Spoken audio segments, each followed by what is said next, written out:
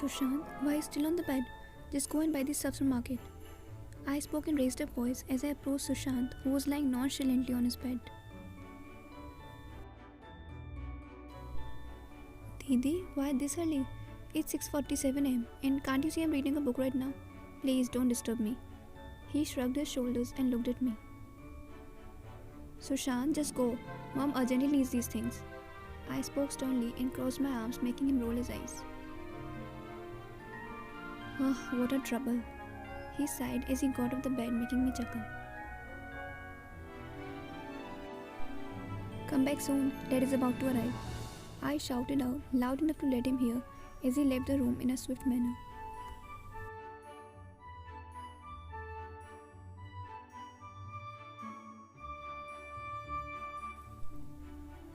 I got to sit here almost after a year, isn't it? I sighed in relief as soon as he made himself comfortable on the dining chair. I smiled and nodded my head as I offered him a glass of water.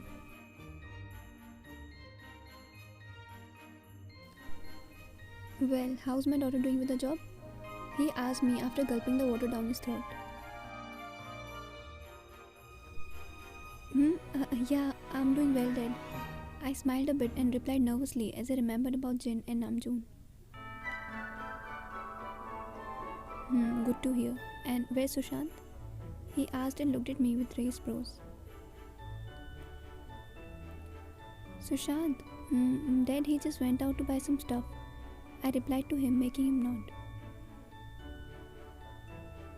Well, then I guess I should freshen up now. We'll have a breakfast together. He spoke up in a typical tone of an army man and got up to head towards the restroom. I sighed and headed towards the kitchen.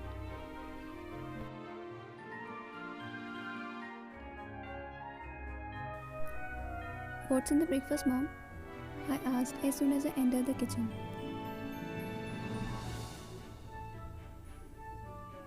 Idli sambar, she replied, making my eyes glisten. Wow, I'd had it after such a long time. I spoke up and looked at Mom. Mom, what's that? Over your face? I asked her as she faced me and I found something weird over her face. Oh, this? It's a special organic face pack, she replied, making me awe in response. You do want that? You'd look better on Diwali. She kind of teased me while scoffing a bit.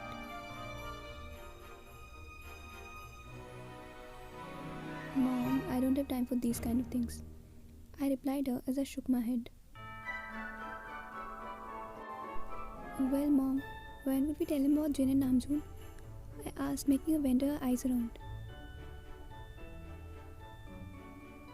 Let him freshen up, and then we'll see. And after all, Jin and Namjoon both are sleeping, and they usually wake up by 8 am or something, so don't worry. She replied to me as she patted my shoulder.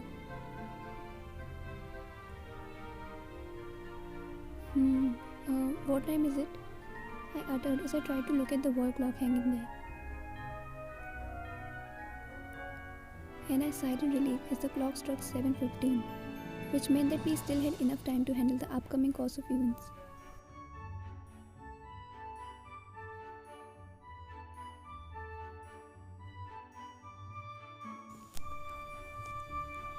Why there were so many mosquitoes today?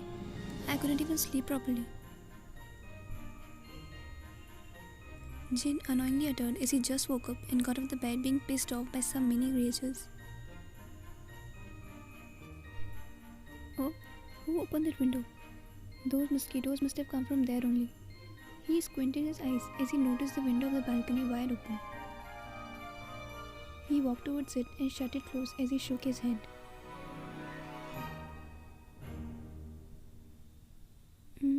Where's my phone? He thought as he looked around the dark room but couldn't figure out a thing. Yeah, here it is, he whispered as soon as he turned the lights on and found it on the table. Well, thanks to those mosquitoes that I woke up earlier today. I guess I should go downstairs. He mumbled as he took a glance of the time in his phone and then headed towards the exit. but not before turning on the lights as Namjoon was still sleeping.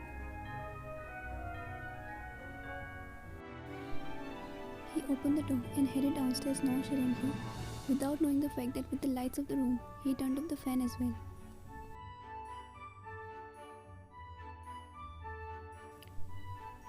Jin entered the dining area and stood there while leaning on the table as he took out his phone and started scrolling it. And right at that moment, your father too entered the area and noticed Jin's wide and tall figure with squinted eyes as he faced his back. Is he Sushant? Yeah, he is. Well, just look at him, how taller and wider he has grown up. He's really my son. He thought as he admired Jin's figure, though he mistook him as Sushant.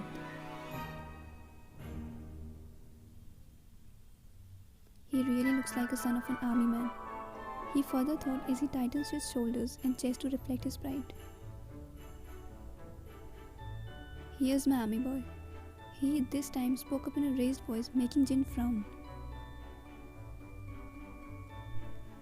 Army boy? He uttered smilingly, as it was the only thing that he could get from what your father said. And also, he was emotionally attached to that particular word, so he smiled a bit and turned around as curiosity took over him. But as their eyes met, they just frowned. Your father looked at him deeply, and he didn't take even one whole second to realize that he was Sushant. Who are you? He asked sternly, making Jin frown as he didn't understand him. Jin didn't respond, or better say he couldn't respond, as the language barrier acted as a deep fence between them. And right at that moment, Namjoon stepped down the stairs while rubbing his eyes. An unusual irritation was evident on his face. Yo, why you turned off the fan? He whined as soon as he noticed Jin, being oblivious of your father's presence. They both looked at him with widened eyes.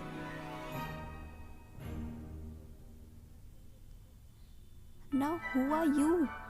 Your father asked desperately as he became restless upon seeing some strangers with a strange tongue in his very own house. Oh God, what's happening in here? YN? YN? He suddenly started calling out for you as he didn't get any clue.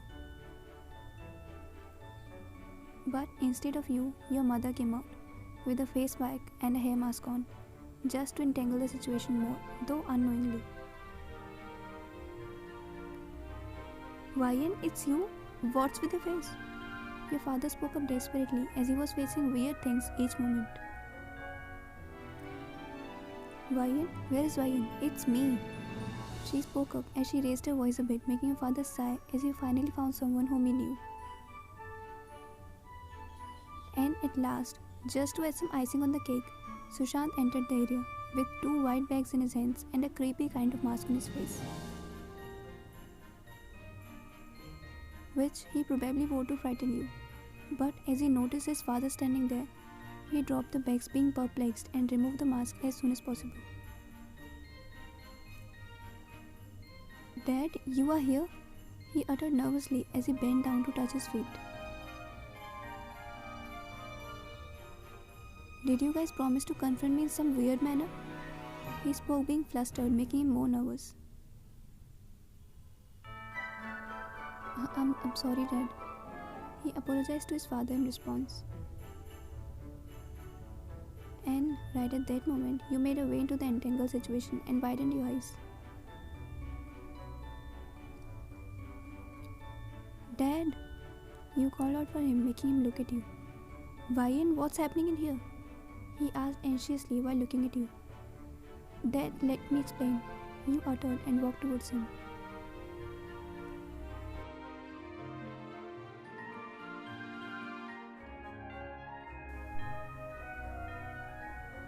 Well, so you guys are YN's clients. Dad asked while looking at Jin and Namjoon as we all sat around the dining table to have a breakfast. Yes sir, we are. Namjoon replied to him as he bowed a bit. They then introduced themselves to him with proper salutations. Well, it's so nice to have you guys here on Diwali. You'd be able to see a most bright festival. He spoke up in a firm tone as he patted Jin's shoulder strongly, who was sitting beside him. I looked at Jin's face and smiled nervously at him, as I could see his perplexity. And to be honest, Jin wasn't the only one who was all sweaty and nervous around Dad. The very same applied to me, Sushant, and Namjoon too. And it was evident on our faces as the aura my father had was just beyond imaginations, a strict and a disciplinary kind of stern father. Vayan, come and help me in serving breakfast. I suddenly heard my mom's voice from the kitchen. I heaved a sigh in relief as I got to escape from that rigid environment and immediately headed towards the kitchen.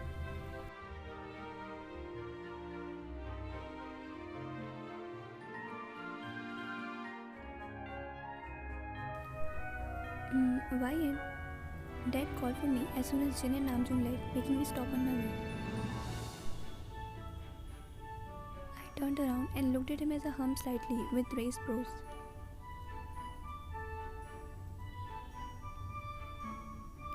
Where are they staying? I mean, in which room? He asked, making me gulp harder. Dad, they are staying in the guest room, I replied, making him look at me with furrowed brows. What? Oh God, I don't understand that. Why do people call it a guest room? That's my study room where I usually sleep. He spoke up sternly, making me squeeze my eyes. And as I was about to reply him, my gaze fell on Sushant.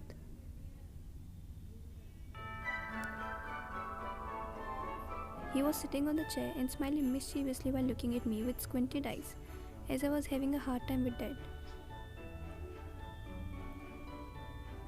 I clenched my fist and looked at Dad. Where am I going to sleep now? He further asked in a raised voice. I again looked up at Sushant and found him smirking. But this time, I too smirked looking at him as my mind processed something. And as he noticed it, he widened his eyes and shook his head slightly as he sensed how devious my intentions were. Sushant, he can sleep with Sushant, Dad. And after all, Sushant sleeps all alone. He'd get his support. I spoke up in a raised voice as I kept my gaze fixed on Sushant.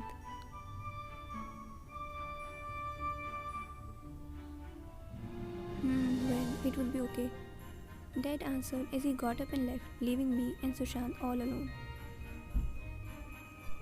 Didi, why did you do that to me?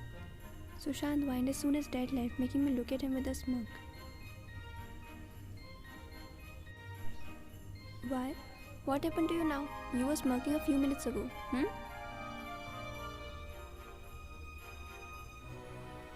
I raised my brows and wiggled my shoulders to tease him as we both knew that he was stuck in a strict timetable of an army man that even included waking up at 4 am and physical exercises. I walked towards him and patted his shoulders, just to make him way more infuriated. He looked at me with raging eyes before dropping his head over the table with a thud. I chuckled and ruffled his hair playfully before leaving the area.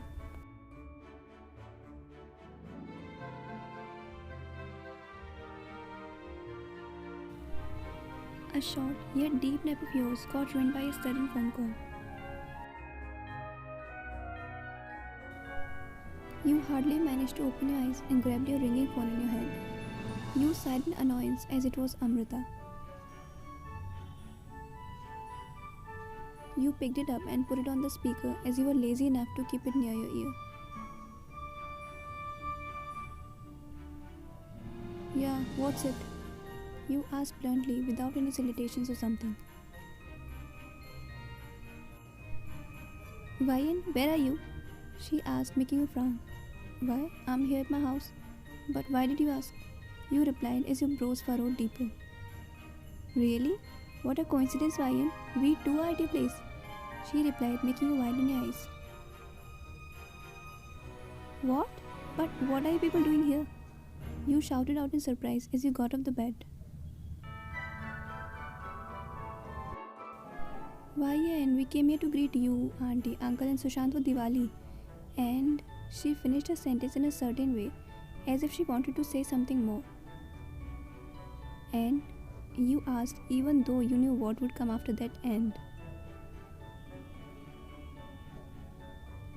And you know that, Vayan. She spoke up in a cheered up tone, making you sad. Vayan, come faster, we are waiting here for you. She whined as they were standing outside your home for about 10 minutes. You hummed and hung the phone call as you headed towards the door of your room.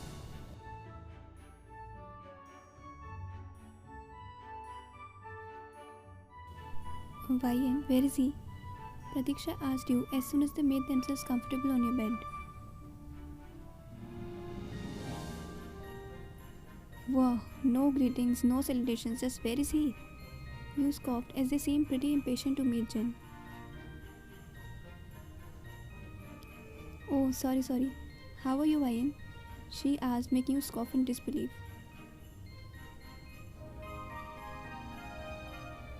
Better. You replied bluntly with your arms crossed, making them chuckle.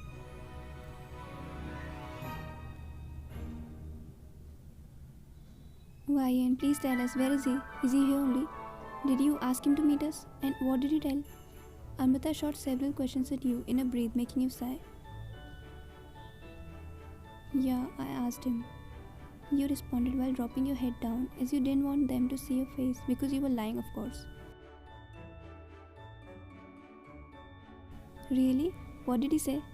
She asked as she squealed slightly. Guys, he refused to meet you. He said that he can't meet his friends like that. You should wait for a concert or a fan meet. You replied in a weak voice, making them frown. What? He denied? Both of them shouted, making you nod your head weakly. No, it can't be true. I know you are lying. He is Jin. He can't say so. She whined as she gripped your arms and shook you dramatically. Believe me, guys, he's unlike how we used to think about him. He's such an indifferent and reserved kind of man. You continued to build a false image of Jin in front of them, so they couldn't insist further to meet him. You are lying, Vayan, and we know that. Amrita shouted literally in your ear, making you squeeze your eyes. You heaved a sigh in defeat as you realized that they wouldn't believe you.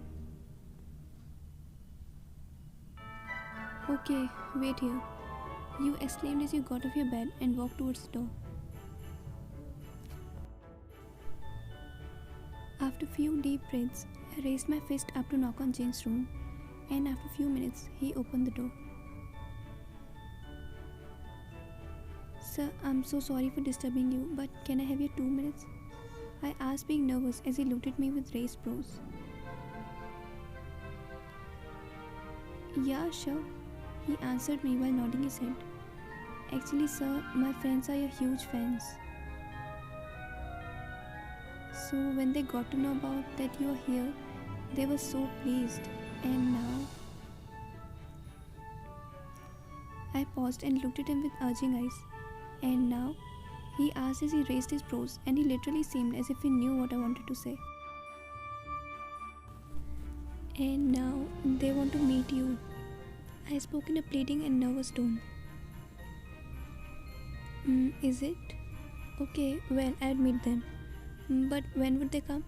He asked with raised brows, making me smile nervously. Sir, actually they're here only.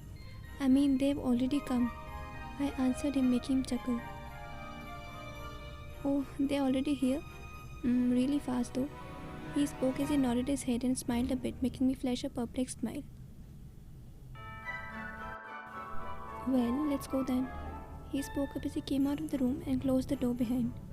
Thank you so much, sir. I thanked him as I bowed a bit.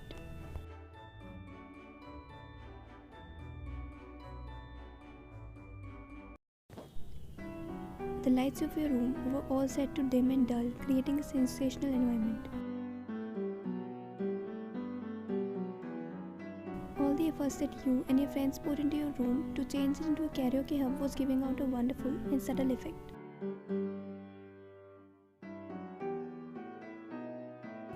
It had been almost 45 minutes since your friends met Jin. And now, you three were sitting on the bed while Jin was standing there in front of you.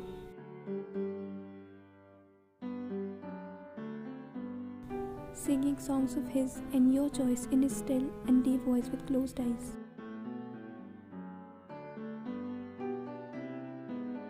Being completely tranced by his voice, you were just looking deeply at him with a soothing smile over your face.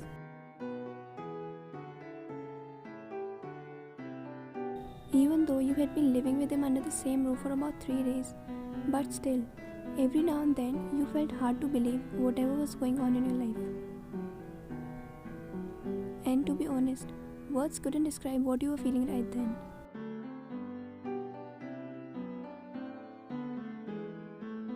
It all was like a dream to you, a dream that didn't seem to be come true even in your dreams. But still, even though how much unreal or illusionary it seemed, it wasn't a dream or a drama or a cliched movie where unrealistic things just used to happen. It was your life and you wanted to live it to the fullest, and so were you doing.